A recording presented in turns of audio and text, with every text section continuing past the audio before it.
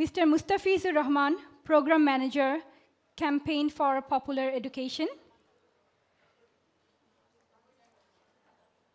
Ms. Humaira Aziz, Director, Women and Girls Empowerment Care Bangladesh. Dr. Rina Yasmin, Senior Programs Director, Mary Stopes Bangladesh. Ms. Sharmin Murshed, Chief Executive Officer, Broti. Dr. Malika Banu, General Secretary, Bangladesh Mohila Porishad, এবং Mr. Tony Michael Gomez, Global Campaign Advisor, Save the Children. ওনাদের সবাইকে মঞ্চে আসন গ্রহণ করার জন্য অনুরোধ করছি। আমরা একটা করতালির মাধ্যমে এই সেশন শুরু করতে পারি। আমরা doctor Maleka Banu, general secretary Bangladesh Mahila Parishad, এবং mister Tony Michael Gomes, global campaign adviser, save the children, উনি চলে এসছেন। অপেক্ষা করছিলাম ওনাদের জন্যে।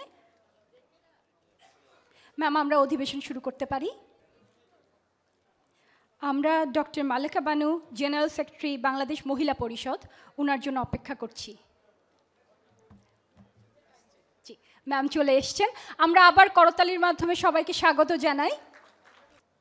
এবার কো-চেয়ার্স মিস সিমেন মাহমুদ এবং মিস্টার জাকির হোসেন ম্যাডাম এবং স্যারকে অধিবেশন শুরু করার জন্য অনুরোধ করছি।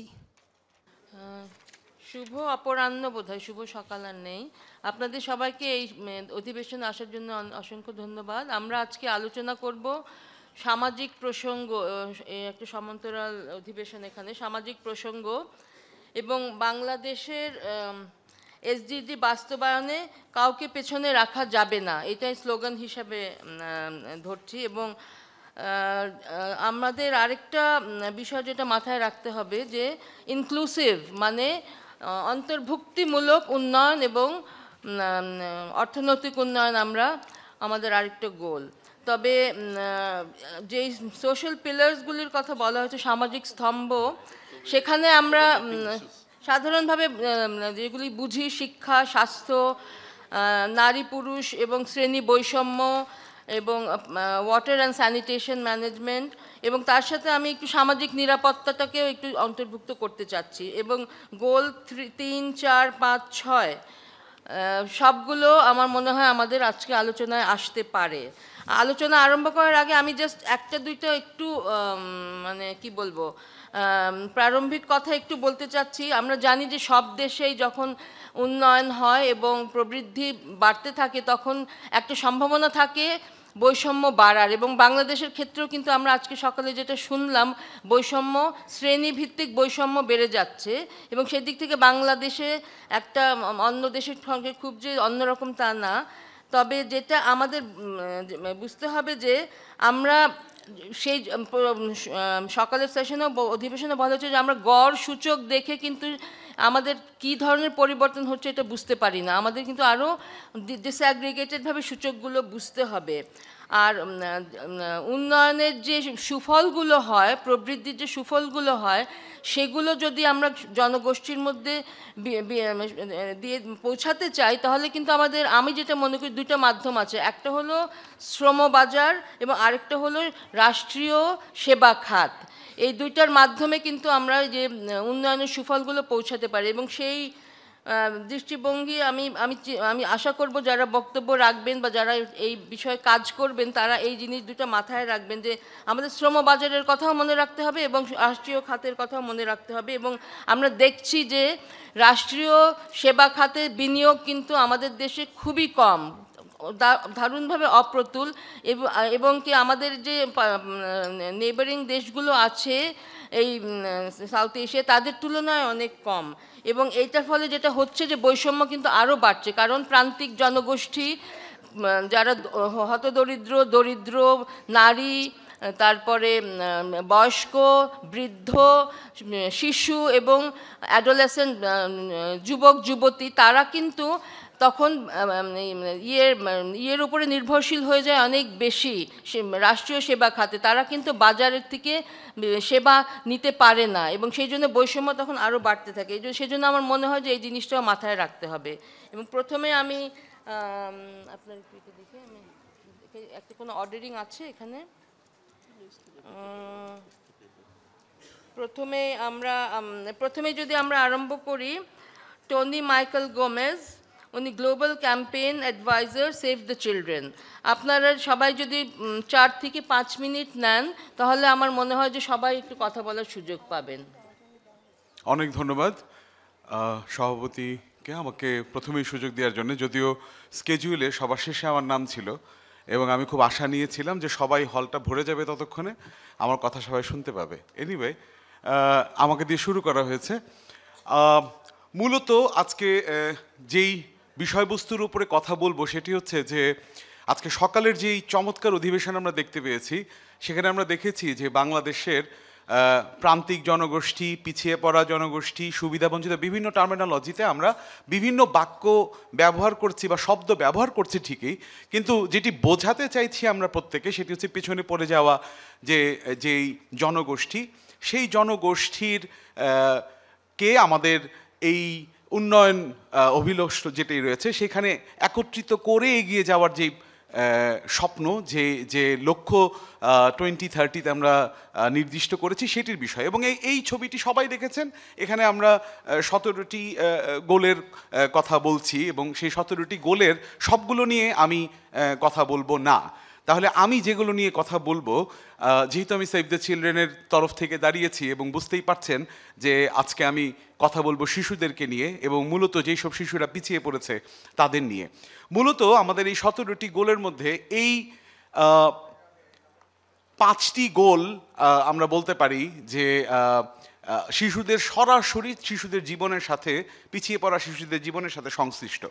এবং আমরা যদি যাই যে গোল 1 যেটা আমরা জানি যে নো পভার্টি, এটাকে যদি শিশুদের জন্য ট্রান্সলেট করতে চাই, শিশুদের জন্য বুঝতে চাই, তার মানে হচ্ছে কোনো শিশু দারিদ্র সীমার নিচে বসবাস করবে না, এমন একটি স্বপ্ন আমরা দেখছি গোল 1-এর মধ্য দিয়ে। কিন্তু বাস্তবতা কি? বাস্তবতা হচ্ছে যে বাংলাদেশে 32 মিলিয়ন শিশু আউট অফ 63, মানে 63 মিলিয়নের মধ্যে এখনও দারিদ্র সীমার নিচে বসবাস করে।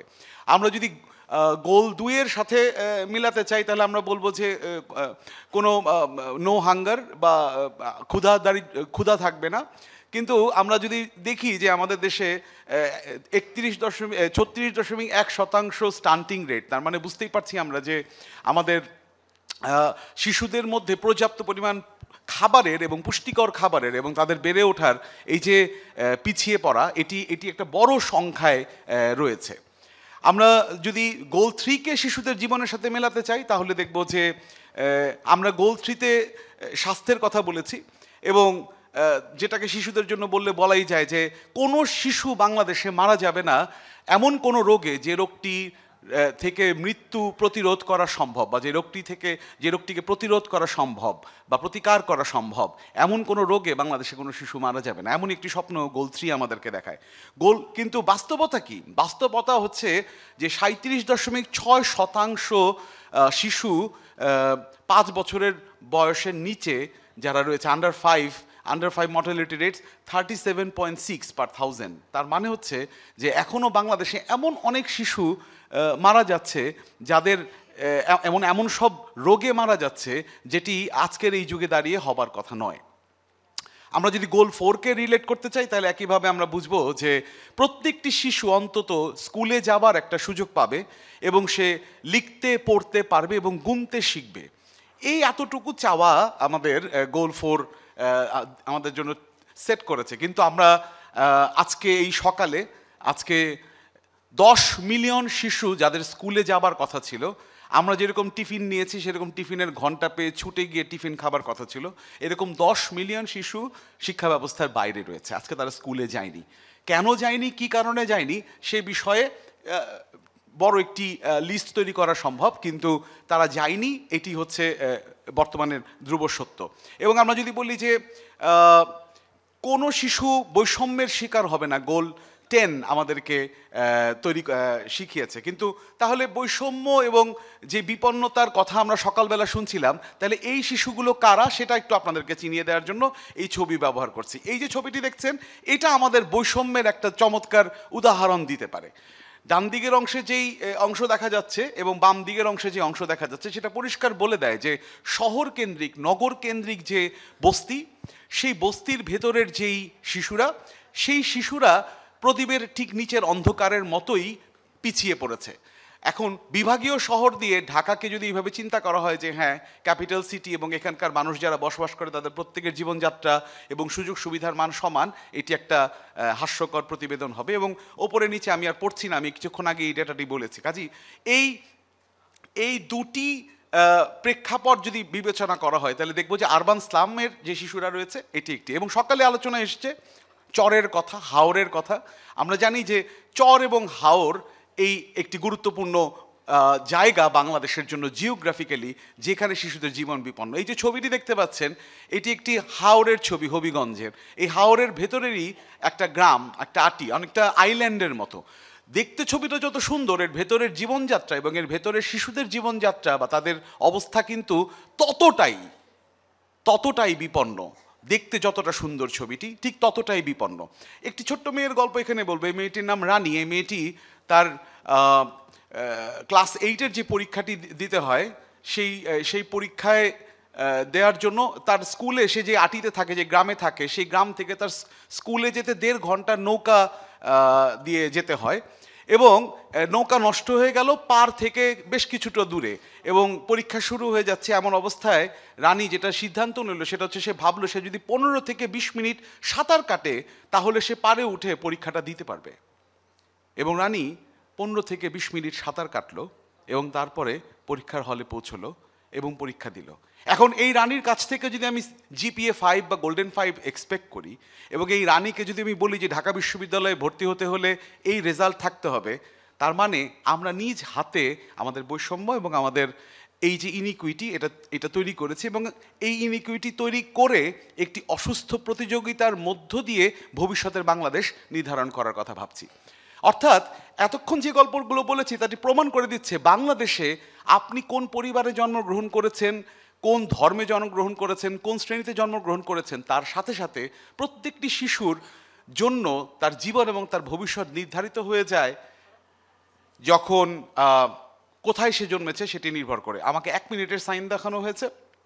আমি ভেবেছিলাম যে দ্রুত শেষ করতে পারবো, মনে হয় পারছি না। আমি 1 মিনিটে শেষ করবো, পুরো কথা বলার দরকার নেই।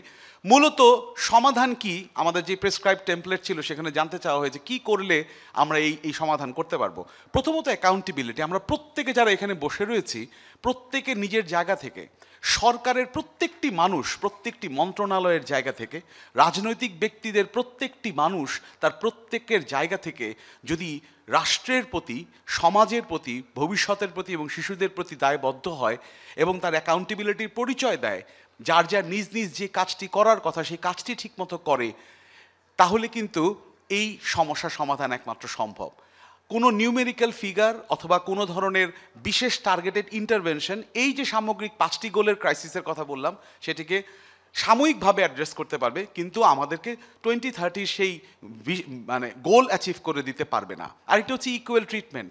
আমরা প্রত্যাশা করেছি যে বাংলাদেশ এমন একটি রাষ্ট্র হবে যে রাষ্ট্রে অন্তত আমরা শিশুদেরকে সম অধিকার, সমান জায়গায় বৈষম্যহীনভাবে একটি রাষ্ট্র উপহার দিতে পারবো। সেই জায়গাটি দিতে হলে রাষ্ট্রের, সরকারের, সুশীল সমাজের প্রত্যেককে তার প্রত্যেকের জায়গা থেকে, নিজের পরিবার থেকে শুরু করে সমাজ পর্যন্ত এই ইন্টারভেনশনটাকে অ্যাক্টিভেট করতে হবে। আর শেষ হচ্ছে ফেয়ার ফাইন্যান্সিং, যেটির কথা না বললেই নয়। যে আমি শেষ আর 2টো স্লাইড দেখাবো যে আমরা এত বড় বাজেট করেছি বাংলাদেশে, আমরা মধ্যমায়ের রাষ্ট্র হয়ে যাচ্ছি 2021-এ। আমাদের অনেক গর্ব, আমরা MDG অ্যাচিভ করেছি, আমাদের গর্বের অনেক কিছু বলার।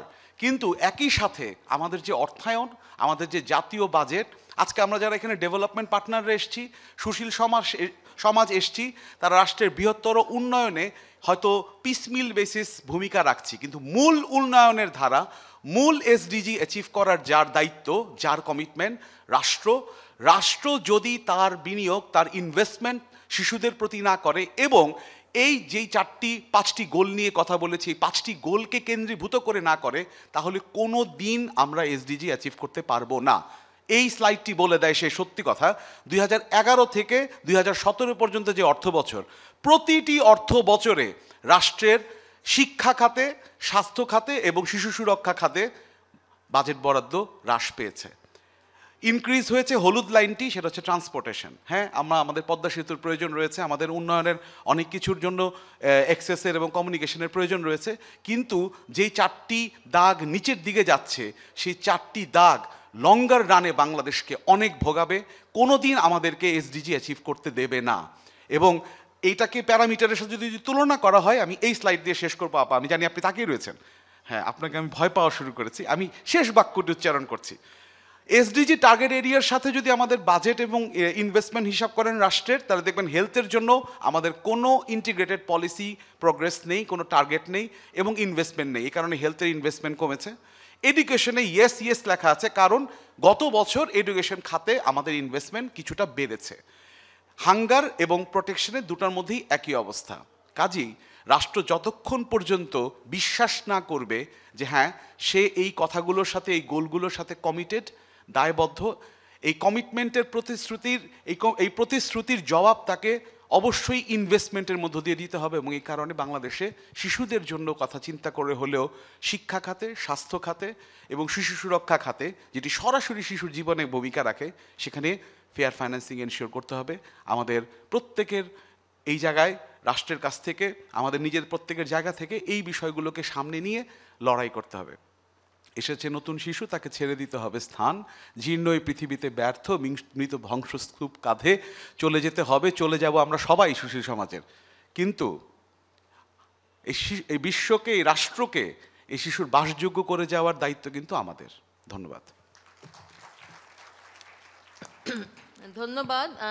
একটা কিছু জিনিস সেটা আপনি বলেননি, সেটা হলো যে শিশু শ্রম এখনো কিন্তু এরা একটা দারুণভাবে একটা প্রান্তিক জনগোষ্ঠী, শিশু শ্রম, এবং শহর অঞ্চলে যে আপনি বস্তি দেখালেন না, এই বস্তিতেই ওরা বাস করে। জি আপা, আমি কারণের একটার মধ্যেও যাইনি, আমি শুধু ফলাফলগুলো নিয়ে বলেছি। কারণ অনেকগুলো রয়েছে, শিশু শ্রম কারণ না, শিশু শ্রমও আমাদের মানে নির্মূল করতে হবে আর কি। হ্যাঁ, এখন আমি অনুরোধ করব ধন্যবাদ ডক্টর মালেকা বানু, উনি বলবেন পুরুষের সমতা ও অন্তর্ভুক্তিমূলক উন্নয়ন। তাহলে আমরা এখন অনুরোধ করব শারমিন মোর্শেদকে, তিনি বলবেন নিরাপদ পানি ও স্যানিটেশনের উপরে। সুধীজন, আপনাদের সকলকে শুভ দিন। আমাদের সহসভাপতি এবং এখানে যারা প্যানেলিস্টরা আছেন তাদের সকলকে অভিনন্দন। আমার এই প্রেজেন্টেশনটা হচ্ছে নদী পানিকে সুপেয় করে কিভাবে আমরা এসডিজি 6 নম্বর এসডিজিকে কিভাবে অর্জন করতে পারি 2030-এর মধ্যে। প্রায় 2000 সালে আমি বরিশালে সাপানিয়াতে গিয়েছিলাম, আর্সেনিক নিয়ে কাজ করছি। সেখানে একটি গ্রাম, অনেক শত শত গ্রাম আর্সেনিক আক্রান্ত। আমি একটি গ্রামের কথা বলছি, সাপানিয়া। সেখানে অনেকগুলো পরিবার আর্সেনিক আক্রান্ত ছিল এবং সেই অভিজ্ঞতাটি আমার জীবনকে পরিবর্তন করেছে। সেখান থেকে ঢাকায় ফিরে এসে আমি 7 দিন পানি পান করতে পারিনি। ওরা যেই মানের পানি পান করছিল, আজকে আপনাদেরকে একটা কথা জানাই, সেই প্রায় 15 বছর হয়ে গেছে। সেই পরিবারগুলোর অধিকাংশ আজ বেঁচে নেই, তারা মারা গেছেন। এবং আমাদের যে পানি ব্যবস্থাটি আছে সেটা কিন্তু সুব্যবস্থায় তাদের কাছে পৌঁছাতে পারেনি, কারণ তাদেরকে টিউবওয়েলের পানিই খেতে হয়েছে, একটি পাল্টিয়ে আরেকটি দেওয়া হয়েছে এবং তারা আজ বেঁচে নেই। সেখান থেকে আমার খোঁজ শুরু, যে আজকে প্রায় 18 বছর ধরে পানি নিয়ে কাজ করছি এবং নিরাপদ পানি কোথায় পাওয়া যেতে পারে বাংলাদেশে। এবং আমি একটি সিদ্ধান্তে উপনীত হয়েছি, নদী, ভূপৃষ্ঠের পানি আমার নিরাপদ পানির জায়গা, ওটা আমার নির্ভরশীল জায়গা, ওটাকেই আমার নিরাপদ করতে হবে। শুরু হয় আমাদের গবেষণা এবং আমরা ইকোলজিক্যাল সারফেস ওয়াটার ট্রিটমেন্টের মাধ্যমে আমরা পাইলট করি। আজকে আমি আপনাদেরকে সমস্যার কথা বলতে আসিনি, আপনাদেরকে একটি সমাধান দিতে এসেছি। আমরা জানি যেভাবে পানির ব্যবস্থা পরিচালিত হচ্ছে বাংলাদেশে বর্তমানে, যেভাবে জনগোষ্ঠী বাড়ছে, জনসংখ্যা বাড়ছে, 2025 সালের ভেতরে আমার মিষ্টি পানি অর্থাৎ সুপেয় পানির ঘাটতি হবে 6,306 মিলিয়ন কিউবিক মিটার। তাহলে আমি কিভাবে 2030 সালের মধ্যে সুপেয় পানির অর্জন করব? আমি কোনো সম্ভাবনা দেখি না। যেভাবে আমরা এগোচ্ছি এখন বর্তমানে, এই গতিতে যদি আমরা চলি, 2030 সালে আমরা সুপেয় পানি বঞ্চিত মানুষের দ্বারে পৌঁছে দিতে পারবো না। That is a statistical reality. আমরা জানি কেন পানির ঘাটতি ঘটেছে, গ্রাউন্ড ওয়াটার কমে গেছে, ক্লাইমেট চেঞ্জ ইত্যাদি ইত্যাদি, আমি সেটাতে যাব না। ইকোলজিক্যাল সারফেস ওয়াটার ট্রিটমেন্ট 1890 সালের দিকে জার্মানিতে এবং ইউএসএতে যখন টাইফয়েড এবং কলেরা হয়, তখন তারা এই প্রাকৃতিক পদ্ধতি ব্যবহার করা শুরু করে, যেটাকে আমরা স্যান্ড ফিল্ট্রেশনের কথা বলি। এবং ইউনাইটেড কিংডমে অ্যাজ লেট অ্যাজ 1989 সালে তারা টেমস নদীর পাড়ে এই ইকোলজিক্যাল ট্রিটমেন্টটা চালু করে। 2004 সালে ওয়ার্ল্ড হেলথ অর্গানাইজেশন রেকমেন্ড করেছিল যে সারফেস ওয়াটার ট্রিটমেন্টের মধ্য দিয়ে আমরা প্যাথোজেন মুক্ত হতে পারি।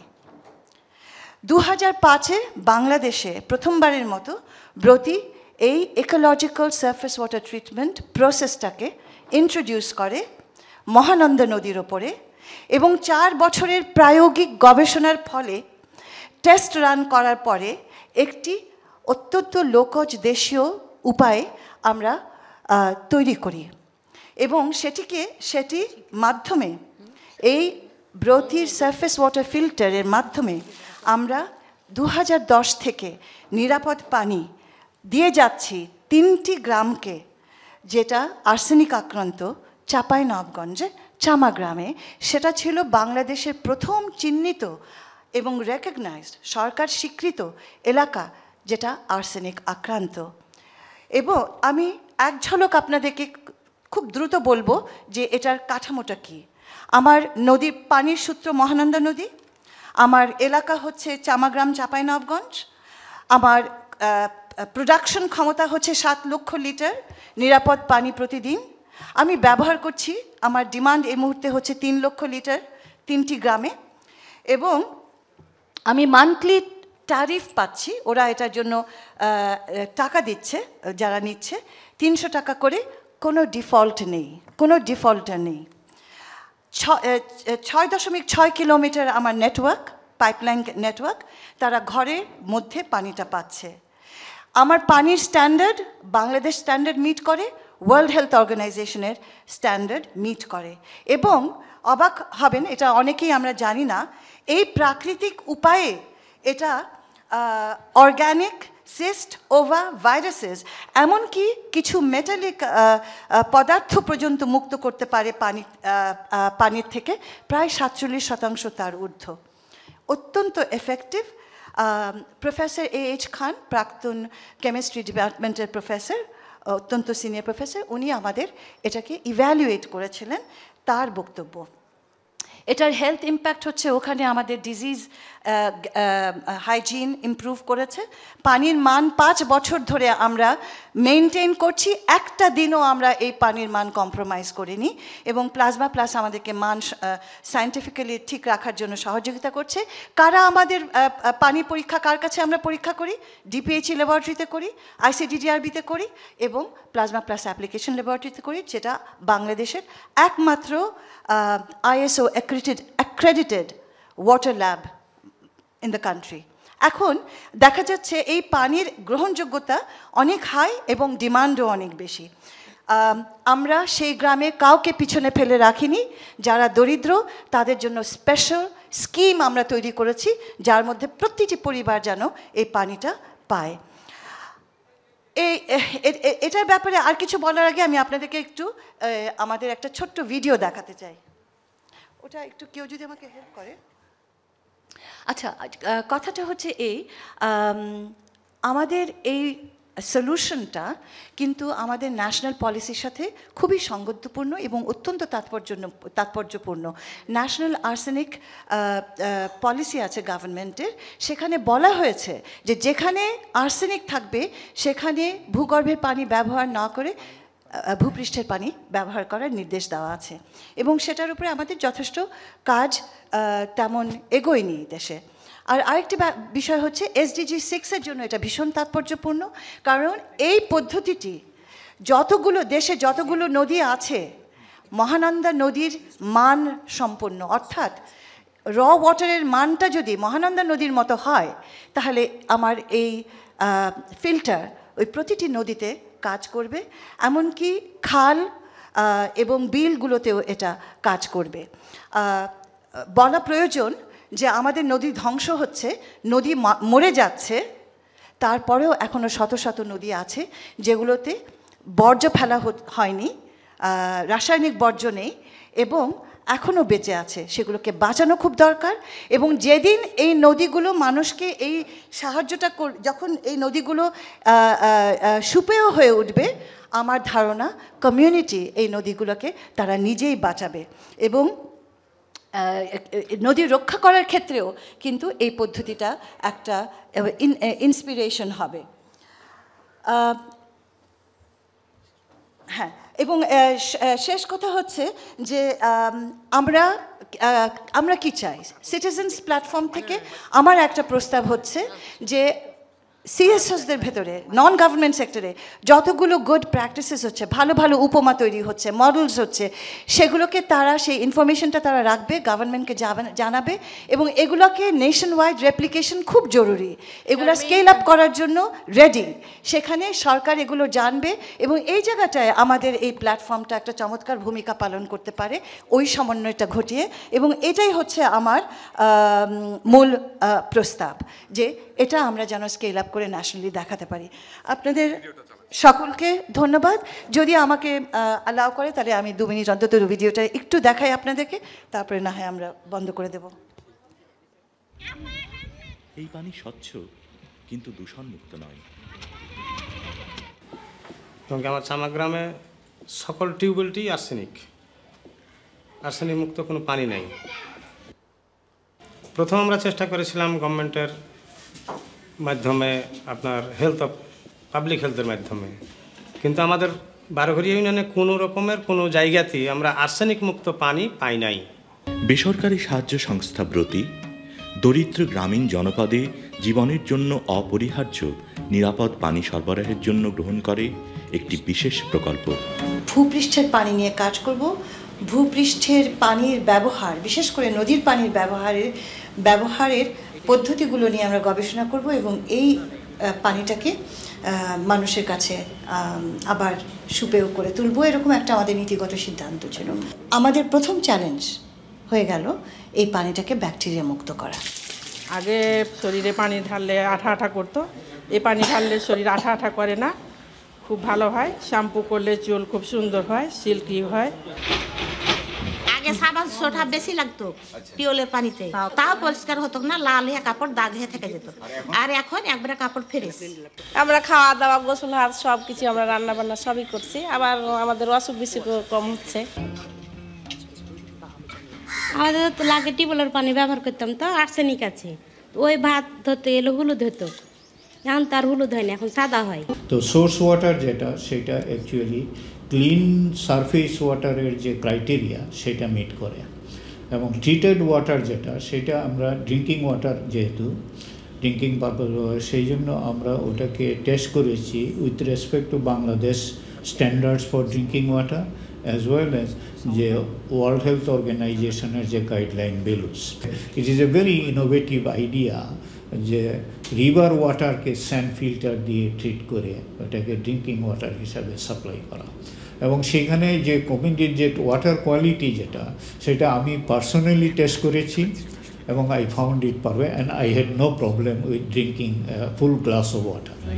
পানির সংকটকালে প্রতিটি পরিবারে নিত্যদিনের কাজকর্মে যে বিপর্যয় হতো, নানাবিধ স্বাস্থ্য সমস্যায়, অসুখে বিসুখে ওষুধপত্রের যে ব্যয় হতো, সেই খরচের তুলনায় নিরাপদ পানি প্রাপ্তির ব্যয় নিতান্তই স্বল্প।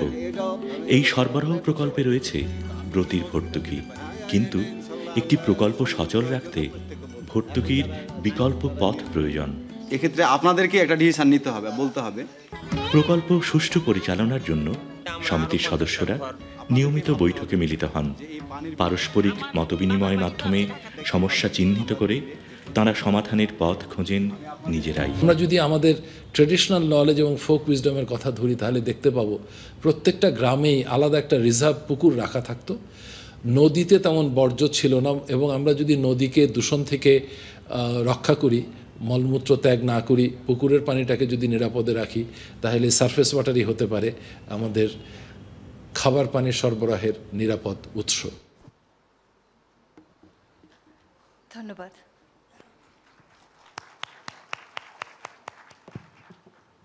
ধন্যবাদ শারমিন।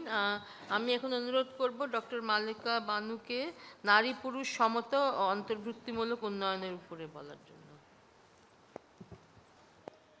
আজকের এই অধিবেশনের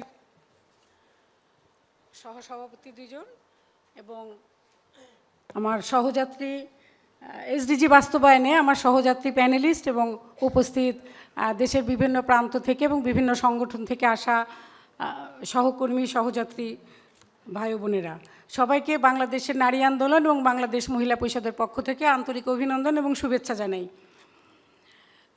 খুব সঙ্গত কারণেই আমরা আমাদের যে বিষয়টি আমরা বেছে নিয়েছি সেটা হচ্ছে যে স্থায়িত্বশীল উন্নয়নের অন্যতম প্রধান শর্ত নারী পুরুষের সমতা এবং অন্তর্ভুক্তিমূলক উন্নয়ন।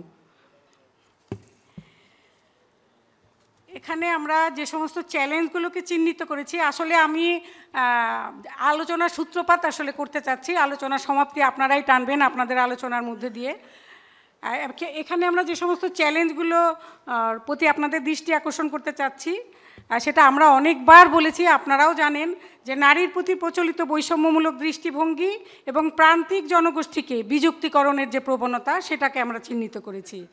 এছাড়া পারিবারিক, সামাজিক এবং রাষ্ট্রীয় সম্পদে নারীর প্রতি যে বৈষম্য বিরাজ করছে, সেটি একটি সিদ্ধান্ত গ্রহণ প্রক্রিয়ায়, সেটা পরিবার, সমাজ এবং রাষ্ট্র সকল ক্ষেত্রেই নারীর যে প্রান্তিকতা, সেটি নারীর পেশাগত এবং পারিবারিক দায়িত্ব পালনে প্রয়োজনীয় যে সহায়ক সেবা, সেটির অভাব, এবং সবশেষে এসডিজি অর্জনের লক্ষ্যে গৃহীত সকল কর্মপরিকল্পনার কেন্দ্রে জেন্ডার ডাইমেনশন এবং সুবিধাবঞ্চিত অথবা পিছিয়ে পড়া জনগোষ্ঠীর অন্তর্ভুক্তিকরণের ক্ষেত্রে যে সীমাবদ্ধতা আছে সেটিকে। তা আমি প্রথমেই যে কথাটা বলতে চাই সেটা হচ্ছে যে আমরা যারা আছি, যারা কাজ করব, যারা নীতি নির্ধারণ করব, যারা মাঠে থাকব, আসলে তাদের সবাইকে বিশ্বাস করতে হবে যে একটি কাউকে পিছনে না রেখে একটি সমতাপূর্ণ পরিবার, সমাজ, রাষ্ট্র গড়ে তোলা সম্ভব এবং প্রয়োজন। এই কথাটি আসলে আমাদের সবাইকে বিশ্বাস করতে হবে। এবং আমরা জানি যে আমাদের সংবিধান বলি আমরা, আমাদের যে সমস্ত নীতি আছে, আমাদের যে সমস্ত প্রতিশ্রুতি সমূহ আছে, সব জায়গায় আমরা নারী পুরুষের সমতার কথা বলি আমরা, এবং সেখানে অনেক সময় এই কথাটা শুনতে হয় যে আপনারা আর কত ক্ষমতায়ন চান, আপনারা আর কত সমতার কথা বলবেন, সব জায়গায় তো আপনাদের সমতা দেওয়া আছে। কিন্তু সেই জায়গাটা যে নেই, সেই বিষয়টা যে আপনারা রাষ্ট্রপ্রধান থেকে শুরু করে সব ক্ষেত্রে আপনাদের অবাধ বিচরণ, সেখানে তো আপনাদের কেউ বাধা দিচ্ছে না, সেখানে আপনারা কেন সমতার কথা বলেন? অথবা সহিংসতার ক্ষেত্রে বিভিন্ন সময় আমাদের বলা হয় যে এটার জন্য নারীই দায়ী। এই জায়গাগুলোর থেকে ঊর্ধ্বে উঠে আসলে একটা সমতাপূর্ণ, অথবা নারীর পক্ষে সম্ভব না, এই কাজটি সম্ভব না, এই দায়িত্ব পালন করা সম্ভব না, এই জায়গা থেকে উঠে আমাকে কিন্তু একটা যে সমতাপূর্ণ সমাজ পরিবার গঠনের ক্ষেত্রে সত্যিকার অর্থে আমাকে বিশ্বাসী হতে হবে। তাইলে আমার মনে হয় যে আমরা এসডিজি বাস্তবায়নের ক্ষেত্রে আমরা অগ্রসর হতে পারবো আর কি। এখানে আমরা যে নারীর প্রতি প্রচলিত বৈষম্যমূলক দৃষ্টিভঙ্গি এবং প্রান্তিক জনগোষ্ঠীকে বিযুক্তিকরণের যে প্রবণতা, সেখানে আমাদের করণীয় আমরা কিছু বলেছি যে আমাদের তো প্রথমেই আসলে একটা জেন্ডার সংবেদনশীল পরিবার, সমাজ এবং রাষ্ট্র আমাদের আসলে গঠন করতে হবে। এবং সেটা সম্ভব কিভাবে?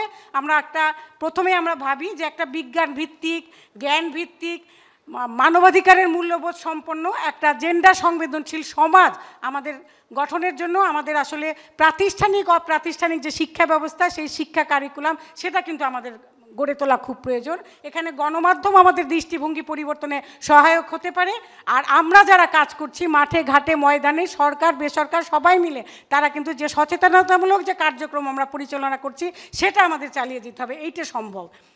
আমরা জানি যে নারী মানে যে দৃষ্টিভঙ্গি, তার কারণেই কিন্তু নারীর যে ব্যক্তি স্বাধীনতা, নারীর ব্যক্তি স্বাধীনতাকে খর্ব করা হয়, তার মতামতকে মূল্য দেওয়া হয় না, তার চলাচলের উপর বাধা নিষেধ আরোপ করা হয়, তার যৌন এবং যে প্রজনন স্বাস্থ্য সেই অধিকারটা তার নিশ্চিত হয় না, এবং সেখানে তার কোনো মানে তার দাম্পত্য জীবন কেমন হবে, তার প্রজনন স্বাস্থ্য অধিকারটা কীভাবে রক্ষিত হবে, তার যৌন জীবনটা কীরকম হবে, সে ব্যাপারে কিন্তু তার মতামতের কোনো মূল্য দেওয়া হয় না। এভাবেই কিন্তু তার প্রতি বৈষম্য প্রদর্শন করা হয়।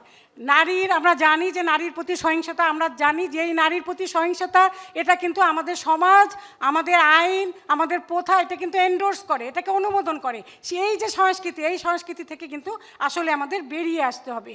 আর এছাড়া আমাদের কিন্তু যে আমাদের কিছু সামাজিক রীতিনীতি আছে যার মাধ্যমে কিন্তু আমরা বিযুক্ত করি, আমরা নারীকে বিযুক্ত করি, আমরা বিভিন্ন গোষ্ঠীকে আমরা বিযুক্ত করি। সেই যে কাউকে অচ্ছুত করে রাখি, কাউকে অস্পৃশ্য করে রাখি, কারো ক্ষেত্রে বাধা তৈরি করে রাখি, কারো ক্ষেত্রে মানে ইনফ্রাস্ট্রাকচারের ক্ষেত্রে প্রতিবন্ধকতা তৈরি করে রাখি।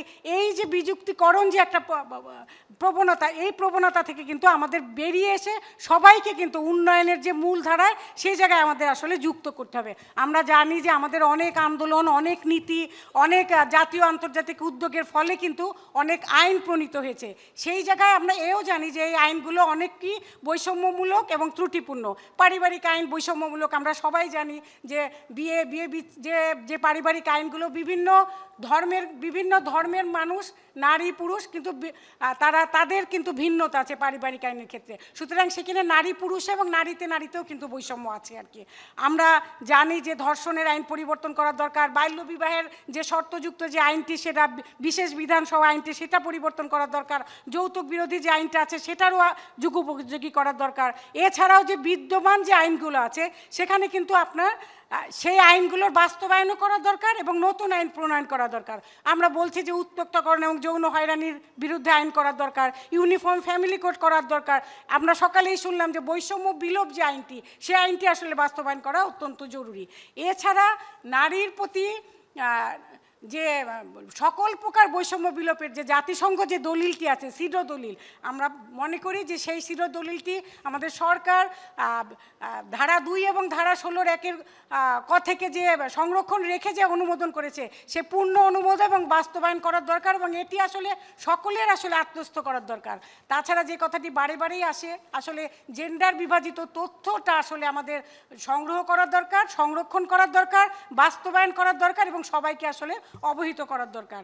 এবং সরকার এবং নারী আন্দোলনের মধ্যে, স্বেচ্ছাসেবী সংগঠনগুলোর মধ্যে আসলে কার্যকর সম্পর্ক, আন্তঃসম্পর্ক এগুলো আসলে বাড়ানোর দরকার। দ্বিতীয় যে চ্যালেঞ্জটির কথা বলেছি যে পারিবারিক, সামাজিক, রাষ্ট্রীয় সম্পদে নারীর প্রতি বৈষম্য। খুব বেশি যদি আমরা নাও বলি যে পরিবারের যে সম্পদ, যত সীমিত সম্পত্তি হোক, আমরা জানি এটা নারী পুরুষ সমানভাবে পায় না। এখানে শিক্ষার ক্ষেত্রে, স্বাস্থ্যের ক্ষেত্রে, বিনোদনের ক্ষেত্রে, পুষ্টির ক্ষেত্রে, তার অর্থনৈতিক যে নিরাপত্তা সেই ক্ষেত্রে সেখানে কিন্তু মানে যত সীমিত অথবা যত বেশি হোক, অ্যাফ্লুয়েন্ট ফ্যামিলি হোক, সেই জায়গাটায় কিন্তু নারী এবং পুরুষ বা নারী সদস্য এবং পুরুষ সদস্য, কন্যা সন্তান, পুত্র সন্তানের মধ্যে কিন্তু এই বন্টনটা কিন্তু সমদৃষ্টিতে মানে সমবন্টনের দৃষ্টিতে কিন্তু এটা করা হয় না। একই কথা সামাজিক এবং রাষ্ট্রীয় সম্পদের ক্ষেত্রেও তাই। সেখানে আর্থিক নীতিমালা, সেখানে জেন্ডার বাজেট, আমরা বলি যে আপনাকে আর 1 মিনিট কৃষক নারীর জন্য রাষ্ট্রীয় সম্পদে যে সমপ্রাপ্তি, এই সমস্ত ব্যাংক ঋণ, এই সমস্ত ক্ষেত্রে আমরা জানি যে সম্পদের ক্ষেত্রে কিন্তু বৈষম্য আছে। উত্তরাধিকার আইনটা বৈষম্যমূলক আছে, আমরা জানি, সেটা চেঞ্জ করতে হবে। অর্জিত সম্পদের উপরে নারীর যে অধিকার সেটাও কিন্তু নাই, এবং নারীর জন্য পরিকল্পিতভাবে আসলে বিনিয়োগ করতে হবে। তার নিডটা কোথায় সেই জায়গাটা আমাদের করতে হবে। সিদ্ধান্ত গ্রহণ প্রক্রিয়া আমরা সবাই জানি যে আমাদের প্রান্তিকতা আছে, সেটা পরিবারে হোক, সমাজে হোক, রাষ্ট্রে হোক, এবং সেই জায়গাটায় যে সকল পর্যায়ে নারীর নেতৃত্বটাকে শক্তিশালী করা এবং সকল ক্ষেত্রে সিদ্ধান্ত গ্রহণের যে নারীর পূর্ণ এবং সম অধিকার, সেটা পরিবারের ক্ষেত্রেও করতে হবে, রাষ্ট্রের ক্ষেত্রেও করতে হবে। আমরা জানি যে যতই প্রধানমন্ত্রী নারী হোক, স্পিকার নারী হোক, কিন্তু সেই জায়গাটায় যে একেবারে সাধারণ নারীরা যাতে তার মতামতটা সংসদে দিতে পারে। সেজন্য আমরা অনেক দিন ধরেই বলছি যে 1/3 নারী অন্ততপক্ষে সংসদে যাতে সরাসরি নির্বাচনের মাধ্যমে আসতে পারে, সেই বিষয় সহ আরও অনেক কিছু বিধান সেখানে নিতে হবে। এবং নারীর অনেক মেয়েরা পেশায় আসছে, অনেক তরুণী মেয়েরা পেশায় আসছে, কিন্তু পেশায় তারা থাকতে পারছে না। কেন থাকতে পারছে না? তাদের পেশাগত দায়িত্ব এবং তার যে গৃহস্থালির দায়িত্ব অথবা পারিবারিক দায়িত্ব, সেই জায়গাটায় কিন্তু একটা কিন্তু কোঅর্ডিনেশন করা সম্ভব হচ্ছে না। কেন সম্ভব হচ্ছে না? তার কোনো সাপোর্ট সার্ভিস একদিকে যেরকম নাই, সেরকম পারিবারিক দায়িত্বটা যে নারী পুরুষের সমান দায়িত্ব, সেখানে সেই বোধটা, সেই চেতনাটা কিন্তু আমরা এখন পর্যন্ত আপা কিছু মনে করবেন না, আরো আমাদের কিছু বক্তা আছে, আপনি যদি আমি সব শেষে একটু শেষ করেন। হ্যাঁ, আমি সব শেষে যে কথাটা বলবো যে আমরা যারা মানে এসডিজি বাস্তবায়নের লক্ষ্যে যে সমস্ত কর্ম পরিকল্পনা আছে, সরকারি হোক বেসরকারি উদ্যোগে হোক, সেই জায়গাটার যে মূলে যে নারী পুরুষের সমতার বিষয়টি আছে, সেই কেন্দ্রে যেটা আছে, এইটা কিন্তু আমাদের মাথায় থাকতে হবে। সেই জায়গায় সরকার অথবা বেসরকারি উদ্যোগে খালি টোকেনিজমের বিষয়টা থাকলে হবে না, সেই জায়গায় সত্যিকার অর্থে বিষয় এইটা বিবেচনায় নিয়ে কিন্তু আমাদের নারী পুরুষের সমতার বিষয়টি নিয়ে আমাদের সামনে অগ্রসর হতে হবে। সকলকে ধন্যবাদ। ধন্যবাদ ডক্টর মালিকা বানু। এখন আমি অনুরোধ করব ডক্টর রিনা ইয়াসমিন, উনি বলবেন সামাজিক উন্নয়নে বেসরকারি উন্নয়ন সংস্থার ভূমিকা, চ্যালেঞ্জ ও করণীয়। Honorable co-chairs, respected audience, Assalamu alaikum.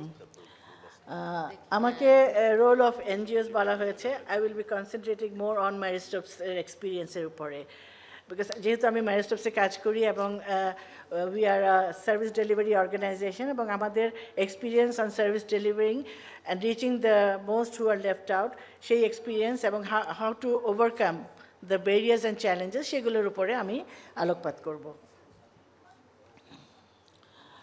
ম্যারিস্টপস since 1988 বাংলাদেশে কাজ করে যাচ্ছে মহিলা এবং পুরুষের এবং কিশোর কিশোরীদের প্রজনন, স্বাস্থ্য এবং উন্নয়নের জন্য। সেজন্য আমাদের যে এসডিজি যেটা আমাদের জন্য প্রযোজ্য, সেটা হচ্ছে এসডিজি 3 স্বাস্থ্য এবং এসডিজি 5 জেন্ডার ডেভেলপমেন্ট। তো আমাদের অ্যাপ্রোচটা হচ্ছে যে we have a number of clinics, a large network of clinics across the country, এবং এই 116টা ক্লিনিকের মধ্যে প্রাইমারি হেলথ কেয়ার সেন্টার্স আছে, ম্যাটারনিটি সেন্টার্স আছে যেগুলো রান করে 24 hours, and also we have got satellite clinics and community clinics. এছাড়া extensive outreach services আছে আমাদের, যেগুলো আমরা কাজ করি in collaboration and partnership with the government. আপনারা দেখতে পাচ্ছেন ম্যাপটা, যেটা মানে we are across the country with our service delivery centres. So what are our approaches? আমাদের অ্যাপ্রোচ কি to address the most left out population of the country, সেটা যদি দেখি যে ওয়ান অফ দ্য ব্যারিয়ার যেটা হচ্ছে অ্যাক্সেস ব্যারিয়ার, যেটাকে আমরা চিন্তা করি, সেটাকে আমরা কীভাবে অ্যাড্রেস করতে পারি সেটা দেখতে চাচ্ছি।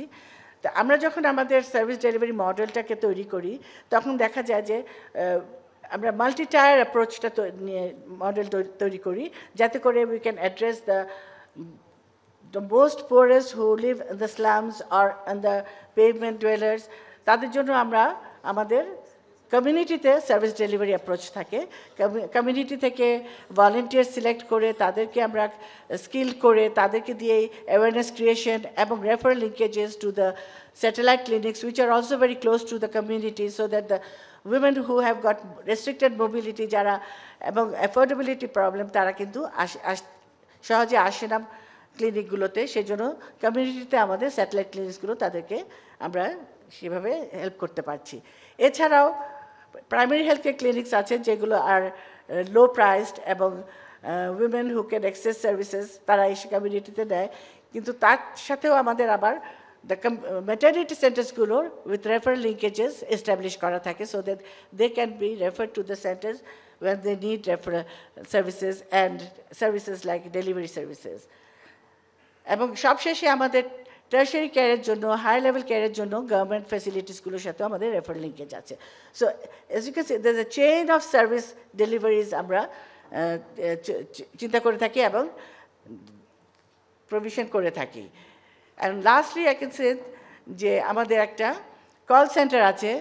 Anyone from anywhere across the country can make a call through this number, and they can receive counseling services or advices or even referral services where they can go to get the services. So access barrier-টাকে আমরা break করার জন্য we develop a model which reaches every corner of the community to provide services to the most who are left out. But all our services are charged. But nobody is denied of any services if they cannot pay.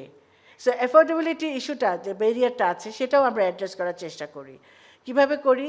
We do our assessment of the poverty grading করি এবং একটা poverty grading এর মাধ্যমে যারা খুবই হতদরিদ্র তাদেরকে আমরা ভাউচার কার্ড, আপনারা দেখতে পাচ্ছেন এখানে আমাদের ভাউচার কার্ড দিয়ে থাকি, যেটার মাধ্যমে the entire family can get services free of cost. কিন্তু এছাড়াও আরও ব্যারিয়ার্স অ্যান্ড চ্যালেঞ্জেস আছে। আনাদার চ্যালেঞ্জ হচ্ছে the availability of service providers.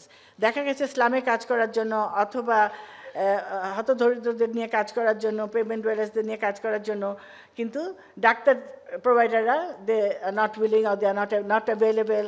আর ছোটো ছোটো শহরেও কিন্তু ডাক্তাররা পাওয়া গেলে we cannot retain them. So এই চ্যালেঞ্জটা অ্যাড্রেস করার জন্য আমরা প্যারামেডিক্যালাইজেশনের জন্য চিন্তা করেছি এবং দেখা গেছে একটা স্টাডি করেছি, নিচে যদি দেখেন টেবিলটাতে, যে এটা এমআরআইয়ের উপর আমরা স্টাডি করেছি, ডাক্তার দিয়ে এমআর করানো এবং প্যারামেডিক দিয়ে এমআর করানো একটা পিরিয়ড অফ টাইমে দেখা গেছে যে ডাক্তার দিয়ে যার এমআরএ আমাদের ফেইলার রেট বেশি এবং ইনকমপ্লিট রেটও বেশি হয়েছে, ওয়ারেস প্যারামেডিকরা সেখানে failure rates and incomplete rates কম। তার মানে কি? Paramedics are more sincere or they are more careful to the client হতে পারে, but in case of quality and other indicators একই রকম। Client satisfaction above 97% for both cases. So তাহলে কেন আমরা প্যারামেডিক্যালাইজেশনের দিকে যাব না? প্যারামেডিক্যালাইজেশনের মাধ্যমে আমরা কিন্তু যারা আমাদের কাছে আসছে না তাদের কাছে আমরা রিচ করতে পারছি। আনাদার ব্যারিয়ার আমরা দেখি ডিসিশন মেকিংস। এটাও যদি আমরা এমআরএর এক্সাম্পল দিয়ে দেখি, আমাদের নিজস্ব ক্লিনিকগুলোতেই দেখছি বাংলাদেশে এখন 1 মিলিয়নের উপর আনসেফ অ্যাবর্শন হচ্ছে, আর যত প্রেগনেন্সি হচ্ছে প্রতি বছরে 48% ইজ আনইনটেন্ডেড, এবং এই আনইনটেন্ডেড প্রেগনেন্সিগুলো কিন্তু আনসেফ অ্যাবর্শনের জন্য যাচ্ছে। এবং দেখা গেছে মোর দেন around 4 lakh women suffer from abortion complications. কিন্তু তারপরেও এমআরএর পরে ওরা কিন্তু একটা মেথড নিচ্ছে না। Why? Because they don't have the ability or they don't have the capacity, or তারা ডিসিশন নিতে পারে না। The women who come to the clinics তারা ডিসিশন নেবে না, they wait for the husband to make the decisions, কী method ওরা ব্যবহার করবে। সেজন্য তাতে কি দেখা যাচ্ছে যে যারা এমআর করে যাচ্ছে, আমরা যদি কোনো মেথড তাদেরকে দিতে যাচ্ছি, দেখা গেছে 97% ওরা মেথড নিচ্ছে, কিন্তু তার মধ্যে 71%ই শর্ট টার্ম নিচ্ছে, প্রিল কন্ডম নিয়ে চলে যাচ্ছে, এবং whether they are using it or not, আর ড্রপ আউট রেটস কিন্তু অনেক বেশি, আমরা জানি 30% এখন, আর লং টার্ম মেথড নিচ্ছে মাত্র 26%। So they come back again for MR. তো এই যে চ্যালেঞ্জটা, এটাকেও আমাদের অ্যাড্রেস করার জন্য, আমাদের ডিসিশন মেকিংয়ের জন্য we have to involve the males. So মেলদের অ্যাওয়ারনেস, মেলদের। আপনাকে আর 1 মিনিটের মধ্যে শেষ করতে পারবেন? আমাকে 2 মিনিট দিলে আমি শেষ করে ফেলবো, জাস্ট 2 মিনিটস, আইল গো ভেরি কুইকলি। সো আমি জাস্ট স্লাইডগুলো দেখিয়ে যাচ্ছি।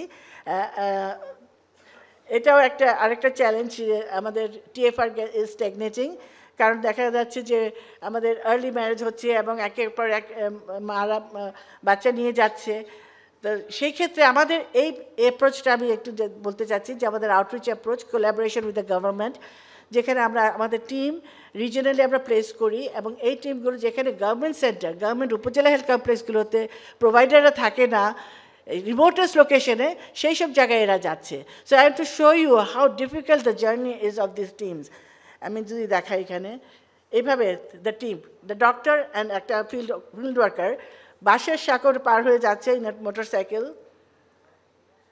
বন্যার সময় নৌকা করে যাচ্ছে, বন্যাতে কিন্তু হেলথ ফেসিলিটিটাও ডুবে গেছে, তারপরে ওখানে ওদেরকে যেতে হচ্ছে। ব্রোকেন কমিউনিকেশন, মাঝে নদীর উপর দিয়ে সাইকেল নিয়ে, মোটর সাইকেল নিয়ে যেতে হচ্ছে। মাডি রোড, অনেক সময় এত পিচ্ছিল থাকে যে মোটর সাইকেল চালানো সম্ভব হয় না। সো এত ডিফিকাল্ট ওয়েতে ওরা যে রিমোটেড লোকেশন, যেখানে গভর্নমেন্ট সেন্টারগুলোতে প্রোভাইডার নাই, সেখানে যে ওরা সার্ভিস দিচ্ছে। because a long queue of clients are waiting for services. তো ওদেরকে যেতেই হয়, বন্যা থাকুক, বর্ষা থাকুক। হাওড়ের কথা বলেছেন, সত্যিকার অর্থে হাওড় এলাকাতে যে সমস্ত হেলথ কমপ্লেক্স আছে কোনোদিনও ওখানে গভর্নমেন্ট প্রোভাইডাররা অ্যাভেলেবেল থাকে না। সো আমি শেষ করবো, আর বেশি নিব না। এছাড়া আমরা অ্যাডোলেসেন্ট নিয়ে কাজ করছি, এটা একটা টিএফডি, চাইল্ড ম্যারেজের জন্য দেখানো হচ্ছে, কারণ child adolescent pregnancy is very high, 113 per 1000, এবং এইটা হচ্ছে one of the major causes of death. Female factory worker যারা লং আওয়ার্স কাজ করে, আমরা সকালে দেখেছি যে তারা কিন্তু এই সমস্ত হেলথ কেয়ার সার্ভিস অ্যাভেল করতে পারে না, বিকজ রাতে বাড়ি যেয়ে তখন কোনো ফেসিলিটি খোলাও থাকে না আনলেস ইমার্জেন্সি। তো তাদের নিয়ে আমরা কাজ করছি, তাদের ফ্যাক্টরি প্রেমিসে আমরা চলে যাই টিম নিয়ে সার্ভিস দেওয়ার জন্য। Gender victims of gender violence, তাদের নিয়ে আমরা কাজ করছি with the police reform project. One stop crisis সেন্টারে আমাদের সার্ভিস যাচ্ছে।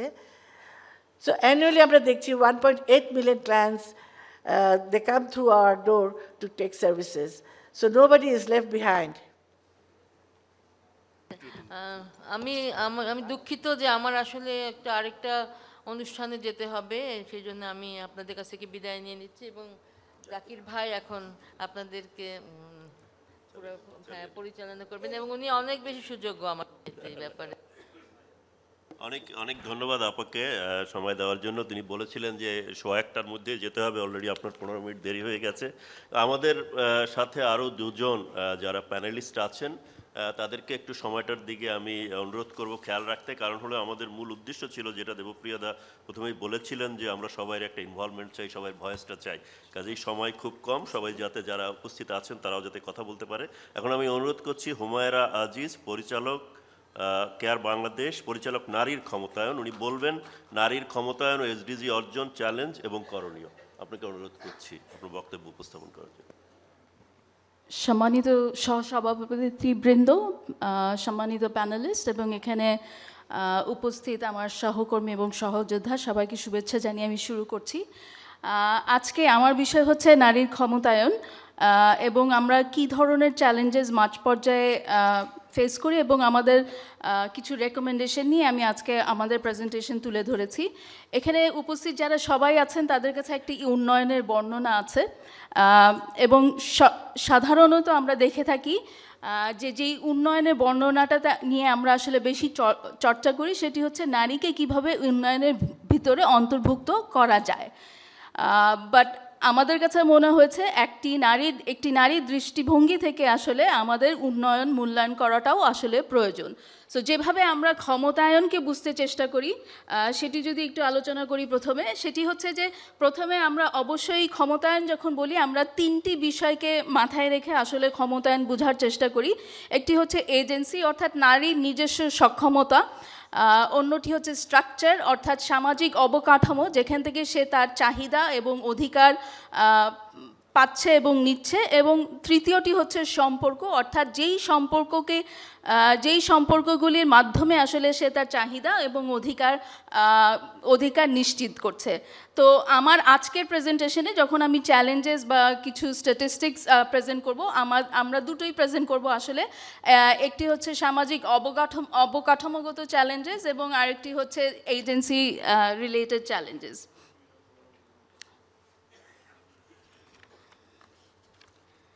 সো যদি বাংলাদেশের প্রেক্ষিতে আমরা দেখছি এখনও যে girls R married before 18, 3/4 of the adolescent population are married before the age of 18, অর্থাৎ প্রায়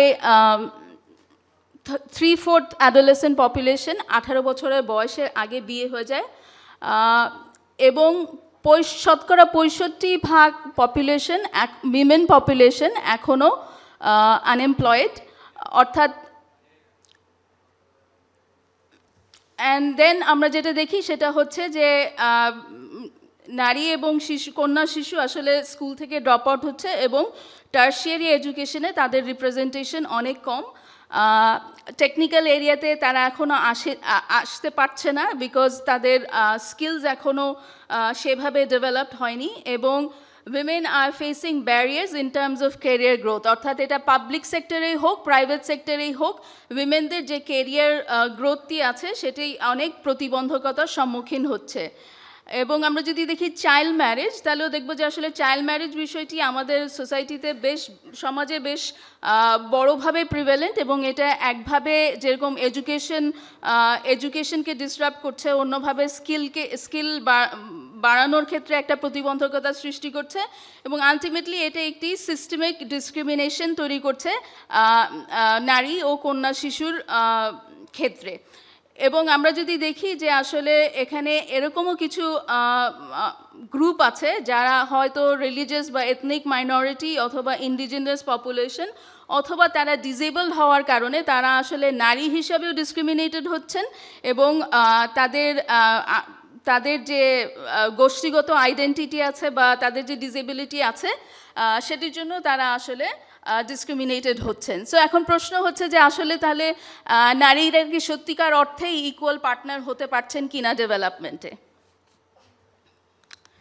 সো আমরা আমাদের মাঠ পর্যায়ের অভিজ্ঞতাতে আমাদের যে জিনিসগুলি আসলে মনে হচ্ছে যে আগামীতে বড় ব্যারিয়ার হয়ে আসবে, তার মধ্যে একটি চ্যালেঞ্জ আমাদের কাছে মনে হয়েছে violence against women and girls. এবং আমরা দেখতে পাচ্ছি যে আসলে আমাদের সিভিয়ারিটি বেড়েছে ভায়োলেন্সের ক্ষেত্রে, এবং ভায়োলেন্সের ক্ষেত্রে আরও একটা জিনিস যেটা দেখা যায় সেটা হচ্ছে যে এখনও পর্যন্ত আসলে সেইভাবে জাস্টিস সিস্টেমটা নারীদের জন্য কাজ করছে না, এবং এক ধরনের টলারেন্স এবং কালচার অফ সাইলেন্স এখনও প্রিভেল করছে। অর্থাৎ নারী নির্যাতনের ক্ষেত্রে আমরা সেইভাবে সোচ্চার হয়ে প্রোটেস্ট বা রেজিস্ট্যান্স এখনও পর্যন্ত করতে পারছি না।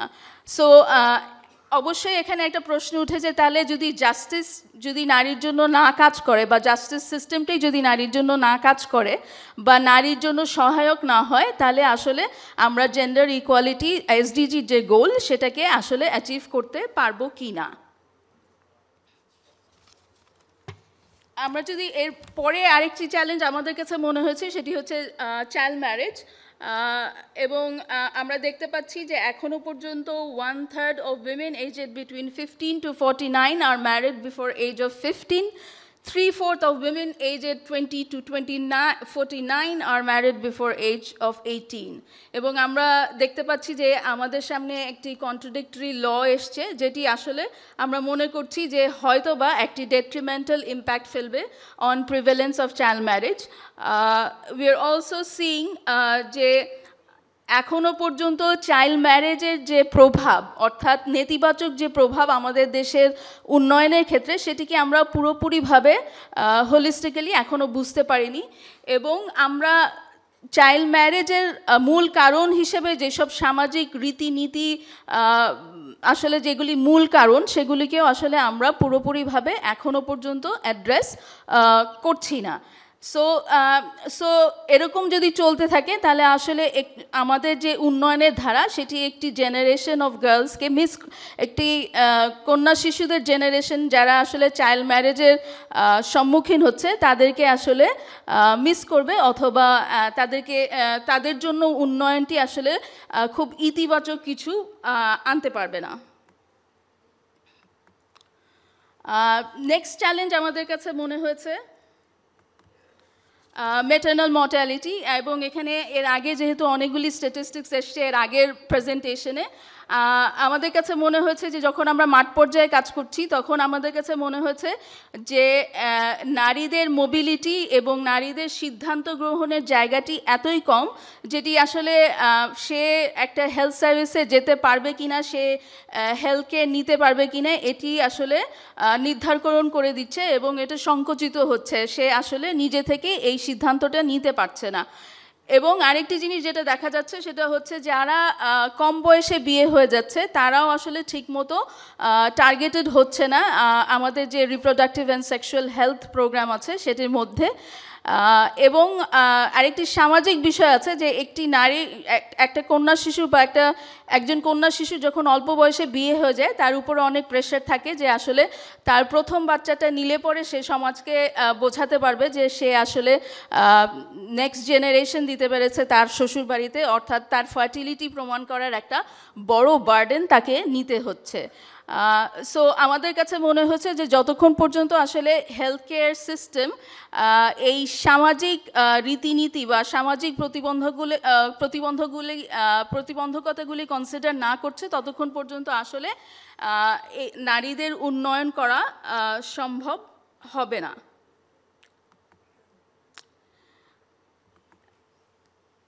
সো তারপরে আমাদের যে নেক্সট বিষয়টি আমাদের কাছে চ্যালেঞ্জ মনে হচ্ছে যে এখনও dignified work opportunity for women কম। যদিও আমরা দেখতে পাচ্ছি যে মেল ফিমেল পার্টিসিপেশন অনেকখানি বেড়েছে, ইকোনমিক পার্টিসিপেশন অনেকখানি বেড়েছে, এবং এখানে যেটা দেখা যায় সেটা হচ্ছে যে এক নারীদের যে কন্ট্রিবিউশন সেটা রেকগনাইজ করা হয় না। দুই, নারী যখন যে কোনো ফর্মাল বা এমপ্লয়মেন্ট সেক্টরে যখন ফর্মাল বা ইনফর্মাল সেক্টরে যখন কাজ করেন সেখানে তার সহায়ক একটি পরিবেশ থাকে না, এবং একজন নারীর তার ইনকামের উপরে কন্ট্রোল অত্যন্ত লিমিটেড। সো সেইখানে আসলে আমরা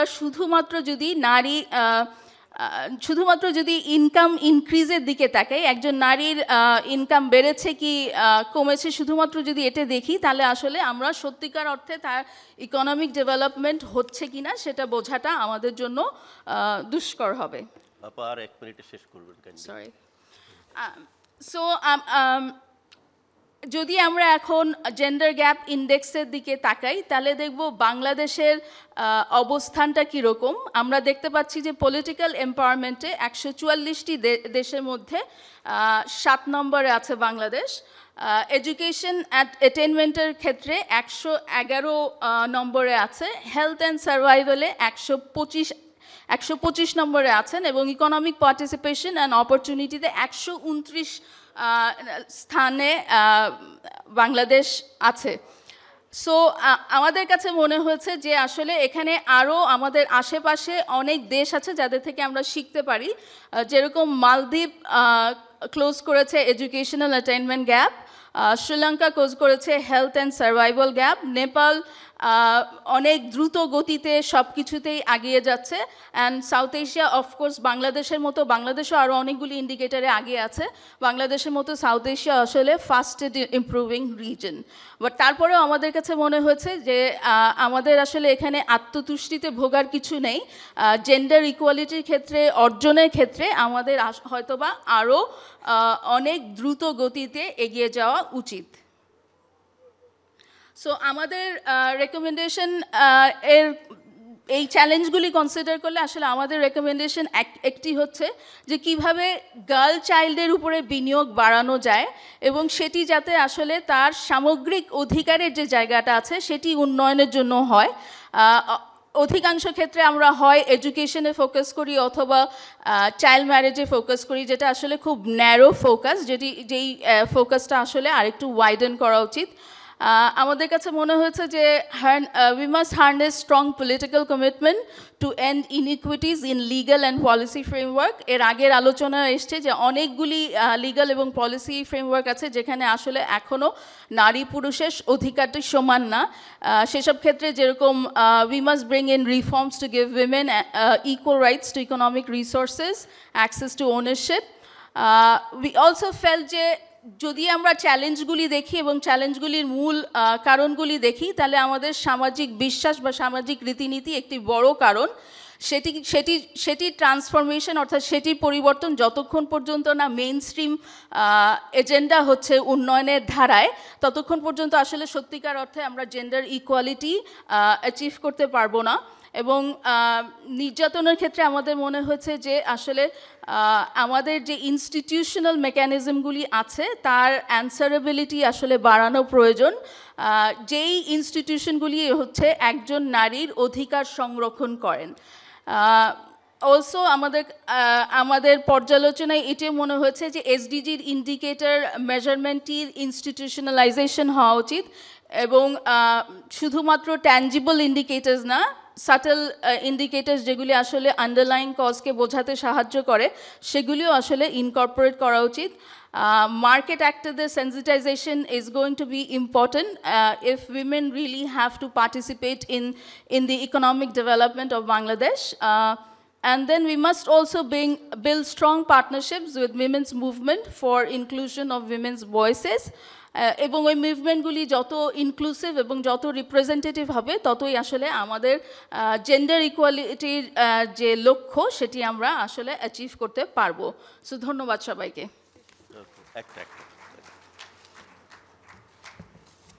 থ্যাংক ইউ। জি, আমি এখন অনুরোধ করছি আমাদের last presenter doctor Mustafizur Rahman, programme manager Ganasaksharata Abhijan, যিনি কথা বলবেন অন্তর্ভুক্তিমূলক শিক্ষা। আমরা অনেক ডিসপ্যারিটির কথা শুনলাম, কত ইনক্লুসিভ এডুকেশনের উপরে উনি কথা বলবেন। ধন্যবাদ। ধন্যবাদ চেয়ার, আমাকে সুযোগ দেওয়ার জন্যে। সম্মানিত চেয়ার, অন্যান্য উপস্থাপকবৃন্দ এবং সামনে উপবিষ্ট সরকারের শিক্ষা মন্ত্রণালয়ের অতিরিক্ত সচিব মহোদয়, সাবেক তত্ত্বাবধায়ক সরকারের উপদেষ্টা এবং অন্যান্য বিজ্ঞজন, সবাইকে শুভেচ্ছা জানাচ্ছি। আজকে হচ্ছে 6 ডিসেম্বর, মহান বিজয়ের মাস আমাদের। আমি এই বিজয়ের মাসে আমার প্রেজেন্টেশনের শুরুতেই আমি মহান মুক্তিযুদ্ধের শহীদ এবং শহীদ বুদ্ধিজীবী ও মুক্তিযোদ্ধাদের স্মরণ করে আমার প্রেজেন্টেশন শুরু করছি। আমার প্রেজেন্টেশনের মূল বিষয় হচ্ছে ইনক্লুসিভ এডুকেশন। যেহেতু আজকে আমাদের মূল বিষয়টি রয়েছে কেউ পিছিয়ে থাকবে না বা কেউ পিছিয়ে পড়বে না, এ ধরনের একটি বিষয়। সো ইনক্লুসিভ এডুকেশনটাই হচ্ছে একটি গুরুত্বপূর্ণ বিষয় যারা পিছিয়ে রয়েছে।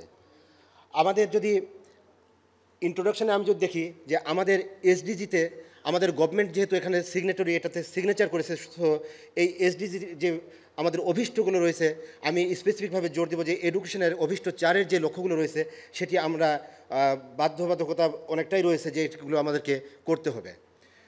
আমরা যদি এসডিজি 4-এর ইনক্লুসিভ জায়গাটাতে যাই তাহলে আমরা দেখতে পাই যে লক্ষ্য 4.5-এ যে কথাগুলি রয়েছে সেখানে gender disparity, person with disability এবং ইন্ডিজিনাস পিপুল, এই বিষয়গুলোর উপর বেশভাবে গুরুত্ব দেওয়া হয়েছে। এখন আমাদের বাংলাদেশের অতীত যদি এক্সপ্রেস দেখি তাহলে আমাদের পিছিয়ে পড়া জনগোষ্ঠী কারা? এক্ষেত্রে আমরা প্রথমে যারা দেখি যে প্রতিবন্ধী যে শিশুরা রয়েছে বা প্রতিবন্ধী শিশু 0.45% যারা টোটাল স্টুডেন্টের, তারাই হচ্ছে একটি পিছিয়ে পড়া জনগোষ্ঠীর বড় অংশ, যারা ঝরে পড়ে বা ড্রপ আউট হয়, মিসড আউট হয় এই গ্রুপটি। দ্বিতীয় আমরা দেখতে পারি যে টি গার্ডেনে যে বাচ্চাগুলো রয়েছে, চা বাগানের শ্রমিকের বাচ্চাগুলো রয়েছে, সেই জায়গায় আমরা দেখি তাদেরকে অ্যাড্রেস করা খুব কঠিন হয়। আরেকটি দেখি যে ইথনিক মাইনরিটি কমিউনিটিতে, বিশেষ করে সমতলের আদিবাসীদের বাচ্চাদেরকে আমরা দেখি যে এক্ষেত্রে পিছিয়ে পড়ে। আরেকটি গ্রুপ রয়েছে যারা দলিত কমিউনিটিস, এই কমিউনিটিসের বাচ্চারা অনেক ক্ষেত্রে স্কুলে ঢুকতেই পারে না। আরেকটি গ্রুপ রয়েছে যাদেরকে আমরা অ্যাড্রেস করতেই পারি না, সেটা হচ্ছে সেক্স ওয়ার্কারদের বাচ্চা বিভিন্ন ব্রথেলগুলোতে রয়েছে। এছাড়া আরও যে আমাদের বিভিন্ন এলাকায় রয়েছে যেগুলো হার্ড টু রিচ এরিয়া রয়েছে, যেমন হিল এরিয়া, চোর হাওর, সেই এলাকার বাচ্চাগুলো আমাদের এখনও পিছিয়ে রয়েছে। আমি এই বিষয়গুলো শেয়ার করতে চাচ্ছি না আপনাদের কাছে, এগুলো হতো যে আপনারা জানেন আমাদের এমডিজিতে এবং ইএফএ পিরিয়ডে অনেক কিছু অ্যাচিভমেন্ট ছিল, যেখানে আমরা দেখেছিলাম যে লিঙ্গ বৈষম্য দূর হয়েছিল, আমরা দেখেছিলাম যে গ্রোস এনরোলমেন্ট বেড়েছিল, ড্রপ আউট রিডিউস হয়েছিল, এবং সবচেয়ে বড় কথা আমরা অনেকগুলো পলিসি এবং আইন পেয়েছিলাম, যার মধ্যে আমরা শিক্ষানীতিটাকে অনেক গুরুত্বপূর্ণ একটি জিনিস পেয়েছিলাম। এছাড়া শিক্ষানীতি আমরা জানি না এখনও শিক্ষা আইনটি বাস্তবায়ন ড্রাফট আকারেই রয়েছে, এটিকে মানে সংসদে গ্রহণ করা হয় নাই, এই পর্যায়ে যায়নি, আবার আমাদের অনেকগুলো অপূর্ণতাও রয়ে গিয়েছে। আমি যে জিনিসটি এসডিজি আমাদের 2015 সালে যখন হলো, তারপরে বাংলাদেশ গভর্নমেন্ট কিছু ইনিশিয়েটিভ নিয়েছিল, সেই জায়গায় আমরা দেখেছি যে আমাদের 7ম পঞ্চবার্ষিকী পরিকল্পনা, সেখানে আমাদের যদি এসডিজি 4-এর 7টি লক্ষ্যকে ধরি, পার্শিয়ালি অ্যাড্রেস করা হয়েছিল। আমাদের পরিকল্পনা কমিশন থেকে একটি ম্যাপ আউট করা হয়েছিল যে টার্গেট ওয়াইজ যে 7টি টার্গেট রয়েছে, এর জন্য প্রাইমারি রেসপন্সিবল এবং অ্যাসোসিয়েট রেসপন্সিবল কারা রয়েছে সেটি করা হয়েছিল। এসডিজি অ্যাচিভ করার জন্য একটি রোডম্যাপও তৈরি করা হয়েছে। এছাড়া আমরা দেখেছি যে 2017 সালের জানুয়ারি মাসে 52,000 এথনিক মাইনরিটি কমিউনিটির জন্য 5টি ল্যাঙ্গুয়েজে বই দেওয়া হয়েছে, যদিও আমাদের সমতলে একটি বড় অংশ সাঁওতালের বাচ্চারা এখনও তাদের মাতৃভাষায় বই পায় নাই।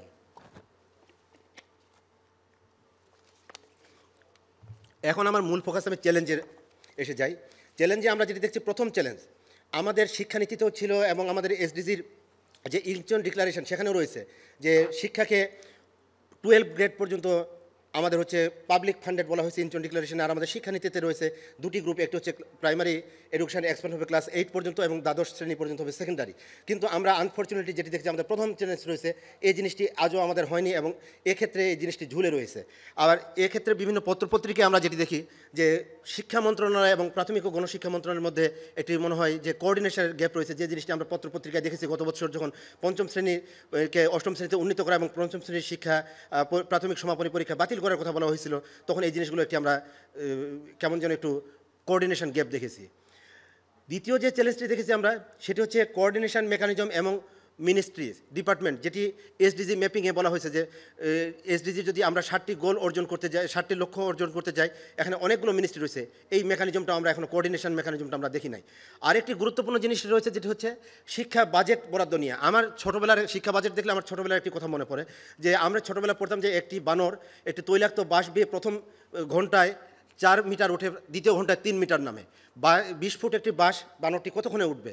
তো আমরা যে আমাদের টার্গেট 20% অথবা জিডিপির 6%, আমরা যেভাবে ওঠানামা করি দেখছি যে 2017-18তে এখন হচ্ছে 12.60, 2016-17তে এটি হচ্ছে 14.39 ছিল, এবং তার আগে এটি 13.95। মানে কোনোবার বানরের খেলার মতো কোনোবার এটি ওঠে, কোনোবার নামে।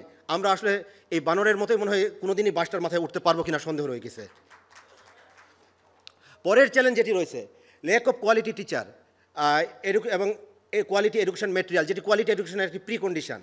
Lack of effective focus on TVET, second chance education, এগুলোর ক্ষেত্রে আমরা দেখেছি যে এসডিজি 4 যদি অ্যাচিভ করতে যাই, আমরা 60টি যে লক্ষ্য রয়েছে সেই জায়গায় এগুলো গুরুত্ব দেওয়া হয়েছে, কিন্তু আমরা এখনও সেগুলো কোনো প্ল্যান পাই নাই।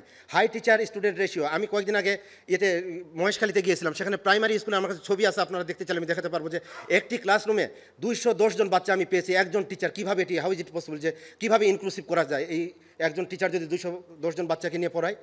টিচার শর্টেজ, এটি একটা আমাদের প্রাইমারি স্কুলে বড় ধরনের সমস্যা, যে টিচার শর্টেজ। আমরা দেখেছি পত্রিকায় এসেছে প্রচুর পরিমাণে প্রাইমারি স্কুল রয়েছে যেগুলোতে এখনও নেই, হেড টিচার নেই। ল্যাক অফ ট্রেন টিচার, বিশেষ করে আমাদের এমএলই যে বইগুলো এসেছে সেগুলো পড়ানোর মতো টিচার শর্টেজ হয়েছে, এবং প্রতিবন্ধী বাচ্চাদের জন্য যে ব্রেইল বই দেওয়া হয়েছে সেটিও জায়গায় আমরা ল্যাকিং দেখেছি। Lack of pre service teacher education opportunities, এগুলো আমরা দেখেছি। আমি এখন মোটামুটি ওয়ে ফরওয়ার্ডে যেতে চাই, নাহলে আমার জাকির ভাই আমার দিকে তাকাচ্ছে। হ্যাঁ, আমি 1 মিনিটে শেষ করব। ওয়ে ফরওয়ার্ডের প্রথম যে জিনিস, যে একটি আমাদের কম্প্রিহেনসিভ প্ল্যান রাখবে, যেটি ম্যাপ আউট করে আমাদের এসডিজি 4কে অ্যাচিভ করতে গেলে কী করতে হবে, এর জন্য একটি কম্প্রিহেনসিভ প্ল্যান। এখানে মপমির কাজ কী হবে, মিনিস্ট্রি অফ এডুকেশনের কাজ কী হবে, এবং অন্য অ্যাসোসিয়েট মিনিস্ট্রিগুলোর কাজ হবে, একটা কম্প্রিহেনসিভ প্ল্যান দরকার। ইনক্রিজ মোর অ্যালোকেশন লাগবে। আমাদের বাজেট বরাদ্দ না হলে, আমরা যদি দেখি আমাদের শিক্ষা প্রতি মাথা পিছু আমাদের প্রতি বলা হয় যে বাড়ছে, কিন্তু শিক্ষার্থী পরিমাণ যেভাবে ক্লাসরুমে বেড়েছে, তাহলে আমরা দেখি যে পার ক্যাপিটাল যে অ্যালোকেশন সেটি কমে গিয়েছে। সো এই জায়গাতে আমাদেরকে দ্রুত গুরুত্ব দিতে হবে। আমাদের স্কলার স্টুডেন্টদেরকে শিক্ষা পেশায় নিয়ে আসার জন্য, শিক্ষক রিক্রুট করার জন্য তাদের জন্য আলাদা বেনিফিট, স্যালারি এবং অ্যাট্রাকটিভ কোনো কিছু নিয়ে আসতে হবে। আমাদের টিচার ট্রেনিংয়ের ব্যবস্থা করতে হবে। দেন কারিকুলামে আমাদের একটি বড় গুরুত্ব রয়ে গেছে, যে কারিকুলামে আমরা দেখেছি, গতবার আমাদের পাঠ্যপুস্তকে দেখেছি যে এটি একটি জেন্ডার ইনসেন্সিটিভ শব্দ ছিল, যে ওতে ওড়না, আর ওতে অজো, অজো আম গাছে উঠে আম খায়, এই ধরনের জিনিসও আমরা দেখেছি। এই জায়গাতে এই জিনিসগুলোকে বাদ দিতে হবে, গুরুত্ব দিতে হবে, এবং কারিকুলামগুলোকে ঠিক করে ডেভেলপ করে এডুকেশন মেটেরিয়ালগুলোকে নিয়ে আসতে হবে। ক্লাসরুম সাইজ স্ট্যান্ডার্ড করতে হবে। আমাদের শিক্ষানীতিতে একটি সুন্দর জিনিস রয়েছে 1:30, সেই জায়গায় আমাদেরকে আসার জন্য কাজ করতে হবে। ইনক্লুসিভ এডুকেশন মেটেরিয়াল, আমাদের শুধু মেটেরিয়াল ডেভেলপ করতে হবে না, আমাদের মেটেরিয়ালগুলো ইনক্লুসিভ হতে হবে। প্রতিবন্ধী বাচ্চাদের জন্য জেন্ডার ইস্যুকে অ্যাড্রেস করে এবং ইথনিক মাইনরিটি ইস্যুকে অ্যাড্রেস করে এই জায়গায় নিয়ে আসতে হবে। আর কোঅর্ডিনেশন মেকানিজম আমাদের তৈরি করতে হবে, যেটি আমি আগেই শেয়ার করেছি। সর্বশেষে যেটি বলবো, যে স্পেশাল প্রোগ্রাম নিতে হবে, যে এই জায়গা থেকে আমাদের উত্তরণের জন্য স্পেশাল প্রোগ্রাম নিতে হবে যারা পিছিয়ে রয়েছে তাদের জন্য। আরেকটি গুরুত্বপূর্ণ জিনিস রয়েছে, যেটি হচ্ছে ফরেন এইড স্ট্র্যাটেজি এডুকেশন। আপনারা দেখবেন যে ফরেন ডোনেশন কমছে, আমরা মধ্য আয়ের কান্ট্রি হয়েছে, ফরেন ডোনেশন কমে যাচ্ছে। সো এই জায়গায় ইউএন সহ যে ডেভেলপমেন্ট পার্টনার রয়েছে তাদেরকে এডুকেশন এবং অন্যান্য ক্ষেত্রে এসডিজি অ্যাচিভ করতে চাইলে সেক্ষেত্রে এডুকেশন বাড়াতে হবে, যাতে সিভিল সোসাইটি অর্গানাইজেশনগুলো একই সাথে ওয়াচডগ রোল প্লে করে, যাতে যে যে গ্যাপগুলো রয়েছে সেগুলো সরকারকে ধরিয়ে দিবে, এবং সরকারের অ্যাসোসিয়েট সহযোগী সংগঠন হিসাবে এই এসডিজিকে অ্যাচিভ করার ক্ষেত্রে কাজ করবে। সর্বশেষে যে কথাটি আমি বলতে চাই, যে এসডিজি নিয়ে আমরা দেশের অনেক উন্নয়নের রোল মডেল দেখেছি, আমাদের পার ক্যাপিটা ইনকাম দেখেছি দিন দিন বাড়ছে, হু করে বাড়ছে। Just 30 second. কিন্তু যে জায়গায় আমাদের কাজ করতে হবে, সেটা হচ্ছে এডুকেশনকে গুরুত্ব যদি আমরা না দিই, আমরা ইতিমধ্যেই দেখেছি যে আয় বৈষম্য এবং সম্পদ বৈষম্য কীভাবে বেড়েছে। আজ থেকে 5 বছর আগে যদি আমরা দেখি, তাহলে এখন এটি দ্বিগুণ হয়ে গেছে। সো আমাদের যদি ইনক্লুসিভ এডুকেশনকে গুরুত্ব দিয়ে না করা হয়, উন্নয়ন হবে, সেই উন্নয়ন টেকসই হবে না। পদ্মা ব্রিজ হবে, সেই পদ্মা ব্রিজ টিকবে না, সেটি মেরামত করার জন্য লোক পাওয়া যাবে না। সো আমাদের এডুকেশনকে গুরুত্ব না দিয়ে কোনো উপায় নেই। আমাদের ইনক্লুসিভ এডুকেশনের কথা এসডিজি 4.5-এ বলা হয়েছে, দরকার এখন এর বাস্তবায়ন। ধন্যবাদ সবাইকে। ধন্যবাদ আপনাকে মোস্তাফিজ ভাই অনেক। আমরা এখন আমাদের অর্গানাইজার কাছ থেকে আমরা যেটা খবর পাচ্ছি যে আমি কোনো সামারি করতে যাচ্ছি না, যথেষ্ট নোট আমার কাছে আছে। আমাদের যে ক্লোজিং সেশন হবে সেখানে একটা সামারির সুযোগ আছে, তখন আমরা সামারি একটা প্রেজেন্টেশন করব এই সেশনে কি আলোচনা হলো। আমাদের সময় খুবই কম, আপনাদের মধ্যে যেন খাওয়ার জন্য সবাই খুবই কিউতে আছে, কাজে আমাদেরও খেতে যেতে হবে। আপনারা যাতে খুব সংক্ষিপ্তভাবে বলতে চাইলে কয়েকজন বলবেন নিশ্চয়ই। জি, 1 2 3 4 4জন, আমরা 4জনেই থাকি আর যাচ্ছি না। 4জনকে 5জন বলবেন। তো একটু মাইক যদি দিতে পারেন ওনাদের হাতে, খুব সংক্ষেপে 5 এখান থেকেই যাই আপনার কাছে, কিন্তু সংক্ষেপে হতে হবে। আপনাকে ধন্যবাদ। আমার কথা হলো এই যে আমি এই সম্মানিত আলোচকবৃন্দ যে কথাগুলো বলছিলেন আমি খুব মনোযোগ সহকারে শুনছিলাম। আমি ধন্যবাদ জানাই মুস্তাফিজুর রহমান ভাইকে আর কেয়ারের যিনি বলছেন ওনাকে, কারণ আমি দেখতেছিলাম যে ওনারা কাউকে পিছনে রেখে দিতে চান না। আমাদের আজকের থিম হলো এই, তা আমরা যে যাই কাজ করি না কেন প্রতিবন্ধী মানুষকে নিয়ে কেন আমাদের প্ল্যান থাকে না। আপনি হেলথ করেন, শিক্ষা করেন, স্বাস্থ্য করেন, যা করেন সবই প্রতিবন্ধী মানুষের প্রয়োজন আছে, কিন্তু বাস্তবে যেটা দেখা যায় যে আপনারা যারা সাধারণ কাজ করেন প্রতিবন্ধীদের কোনো সমস্যা নিয়ে গেলে আপনারা বলেন যে ও প্রতিবন্ধী এনজিওতে যান, সরকারের কাছে গেলে সরকার বলে সমাজ কল্যাণ মন্ত্রণালয়ে যান। কিন্তু 16 কোটি মানুষের জন্য যদি 72টা মন্ত্রণালয় থাকে, প্রতিবন্ধী মানুষের জন্য একটা মন্ত্রণালয় কেন? এটা সরকারের কাছে জিজ্ঞাসা। আর আপনাদের কাছে জিজ্ঞাসা, আপনারা এমডিজি বা এসডিজি বাস্তবায়ন করবেন, আজকের থেকে প্রতিজ্ঞা করে যান যে আপনাদের কাছে এদের গ্রহণযোগ্যতা বা এদের সম্পর্কে যেন অগ্রাধিকার ভিত্তিতে আপনাদের সুযোগ থাকে। ধন্যবাদ। ধন্যবাদ। আমি থ্যাংক ইউ। আমার ছোট্ট একটা কথাই, অন্য সবার 10 জনের উন্নয়ন আর প্রতিবন্ধী নারীর উন্নয়ন এক নয়, এই ভিন্নতাটাকে যেন আমরা সবাই একটু রেকগনাইজ করি।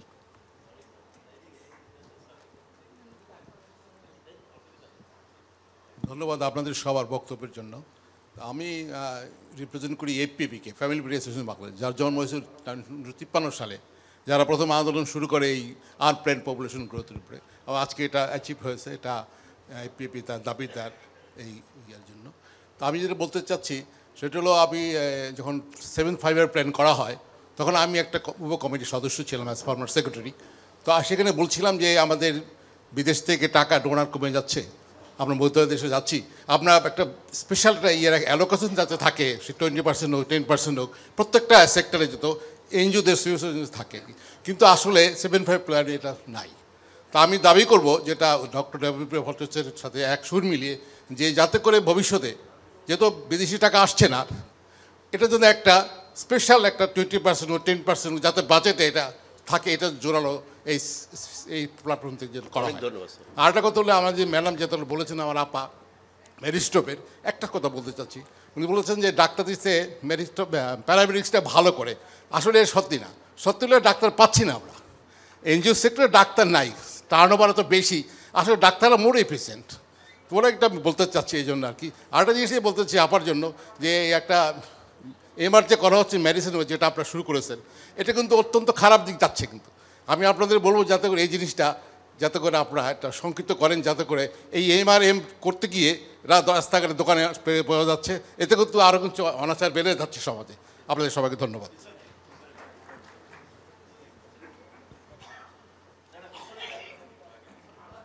আসসালামু আলাইকুম, আমি Mofizul Islam, society for the welfare of autistic childrens নিয়ে, অটিস্টিক শিশুদের নিয়ে কাজ করছে। আসলে আমার কোনো প্রশ্ন না, আমার জাস্ট এই আয়োজনে আমি বিজ্ঞ আলোচকদের বা প্যানেলিস্টদের উপস্থাপনা আমি অভিভূত। আমার একটা রিকোয়েস্ট যে আলোচকদের আসলে এই আমরা জানি আমাদের দেশে 10 থেকে 15% অটিস্টিক বা প্রতিবন্ধী জনগোষ্ঠী রয়েছে। আজকের এই প্যানেলিস্টের মধ্যে যদি প্রতিবন্ধিতা নিয়ে কাজ করছে আমাদের বিজ্ঞ যারা আছেন তাদেরকে অন্তর্ভুক্ত করা হতো, তাহলে মনে হয় প্রতিনিধিত্ব বা বাংলাদেশ এসডিজি বাস্তবায়ন তাদের অন্তর্ভুক্তিটা আরও নিশ্চিত করা, কিছু সুপারিশমালা তৈরি করা সহায়ক হতো।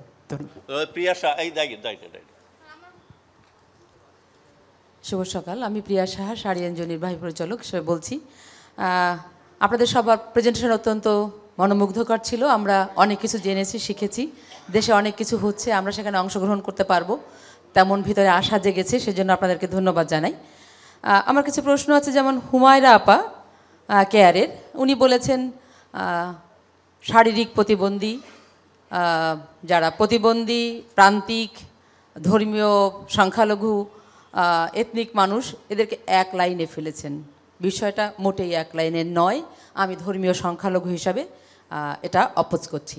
মানুষ, বাংলাদেশের সকল মানুষই একরকমের। শারীরিক প্রতিবন্ধিতা এক ধরনের প্রতিবন্ধিতা, ধর্মীয় সংখ্যালঘু কোনো প্রতিবন্ধকতা নাই, আমাদের সংবিধান সেটা বলে না। আমি অনুরোধ করব আপনাকে এটাকে সেপারেট করে প্রেজেন্টেশন করার জন্য। আর শারমিন আপা চমৎকার করে তার মানে একটা উদ্ভাবন দেখিয়েছেন। আপনার ভবিষ্যৎ পরিকল্পনা কি? সেখানকে সরকারকে সাথে নিয়ে কাজ করবেন, এটাকে এক্সপানশনে কিভাবে যাবেন, এবং সকল এনজিওদের, জিওদের যারা ডেভেলপমেন্ট পার্টনার রয়েছেন সারা দেশে আপনার এই সুন্দর অর্জনটা কিভাবে পৌঁছে দেবেন, সেই বিষয়ে যদি একটু বলতেন, তাহলে আমরা আশান্বিত হতাম যে অন্য এলাকার মানুষও ভালো থাকবে। শারমিন আপার সাথে এটা আপনি আলোচনা না করুন, না, আমরা আমি আরেকটা মিটিং করব, আজকে সময় নেই। হুমায়রা আপার সাথে কথা আছে। হুমায়রা আপা তার চমৎকার, মানে মেরি স্টোভস ক্লিনিকের চমৎকার করে, মেরি স্টোভস ক্লিনিকের অনেকগুলো সাকসেস বলেছেন, যে সকল এনজিওর জায়গা থেকে হলেও, কিন্তু সেই জায়গাগুলো আপনার রেপ্লিকেশনের বা অন্য সকল জায়গাতে মানে কতখানি গ্যাপ রয়েছে, সেই গ্যাপটা আপনি কিভাবে, মানে ফিউচার স্ট্র্যাটেজিগুলো আপনাদের থেকে আশা করেছিলাম। মহিলা পরিষদের থেকে যে একটা চমৎকার জায়গা বলা হয়েছে, সেটা আমরা সব জায়গাগুলোতে যে জায়গাটা আমি মানে একটা গ্যাপ মনে হয়েছে, যে ফিউচার স্ট্র্যাটেজি থেকে আমরা বঞ্চিত হয়েছি। সবার কাছে যে কোনো প্রেজেন্টেশনের ফিউচার স্ট্র্যাটেজি আশা করি। ধন্যবাদ সবাইকে।